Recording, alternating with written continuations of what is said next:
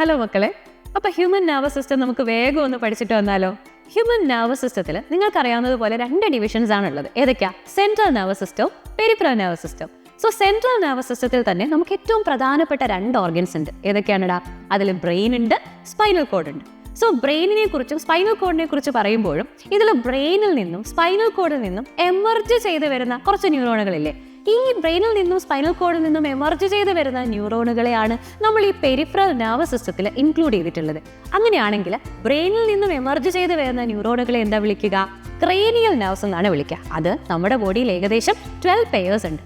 അങ്ങനെയാണെങ്കിൽ സ്പൈനൽ കോഡിൽ നിന്നും എമർജ് ചെയ്ത് വരുന്ന ന്യൂറോണുകളെ നമ്മൾ എന്താ വിളിക്കുക? സ്പൈനൽ നെർവ്സ് എന്നാണ് വിളിക്കുക. അത് ഏകദേശം 31 പെയേഴ്സോളം ഉണ്ട്. അങ്ങനെയാണെങ്കിൽ ഇതുപോലെയുള്ള നമ്മുടെ പെരിഫറൽ നെർവസ് സിസ്റ്റത്തിനെ നമ്മൾ വീണ്ടും എന്ത് ചെയ്തിട്ടുണ്ടാ? ഡിവൈഡ് ചെയ്തിട്ടുണ്ട്. So once again central nervous സിസ്റ്റവും പെരിഫറൽ നെർവസ് സിസ്റ്റവും എന്ന 2 ഹ്യൂമൻ നെർവസ് സിസ്റ്റത്തിന്റെ പാർട്ടിൽ തന്നെ പെരിഫറൽ നെർവസ് സിസ്റ്റത്തിന് വീണ്ടും നമ്മളൊരു ഡിവിഷൻ കൊടുക്കുകയാണ്. സോ പെരിഫറൽ നെർവസ് സിസ്റ്റത്തിന്റെ 2 ഡിവിഷൻസ് ഏതൊക്കെയാണിടാ? ഒന്ന് somatic neural system, 2 autonomic neural system.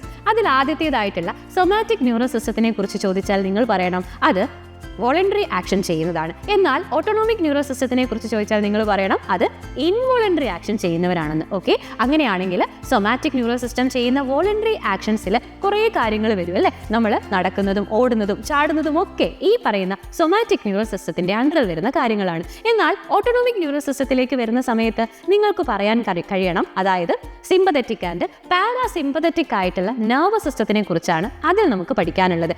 അതായത് നമ്മളിപ്പോൾ ഒരു ഫ്ലൈറ്റ് ഓർ ഫൈറ്റ് കണ്ടീഷൻ ഒക്കെ വരുന്ന സിറ്റുവേഷൻസ് ഉണ്ടല്ലോ. പെട്ടെന്ന് നിങ്ങളൊരു പാമ്പിനെ കാണുക, ഒരു ഫയർ അലാമിംഗ് കണ്ടീഷനിലേക്ക് പോവുക. ഈ ഒരു കണ്ടീഷനിൽ നിങ്ങളുടെ ബോഡിയിലുള്ള സിമ്പതറ്റിക് സിസ്റ്റമാണ് ആക്ടിവേറ്റഡ് ആവുക. ഈ പറയുന്ന സിമ്പതറ്റിക് സിസ്റ്റത്തിൽ അപ്പോൾ ആരായിരിക്കും? നമ്മുടെ ഹാർട്ടിന്റെ അല്ലെങ്കിൽ കാർഡിയാക് റിതംസ് ഒക്കെ അപ്ഗ്രേഡ് ചെയ്യുന്നതും അതേപോലെ തന്നെ അതിനോടൊപ്പം നമ്മുടെ ഡൈജസ്റ്റീവ് ആക്ടിവിറ്റീസിനെ സപ്രസ് ചെയ്യുന്നതും ഒക്കെ സിമ്പതറ്റിക് ന്യൂറൽ സിസ്റ്റത്തിലാണ്. എന്നാൽ അതേപോലെ നമ്മുടെ പാരാസിമ്പതറ്റിക്കൽ നേരെ ഓപ്പോസിറ്റ് ആണ്.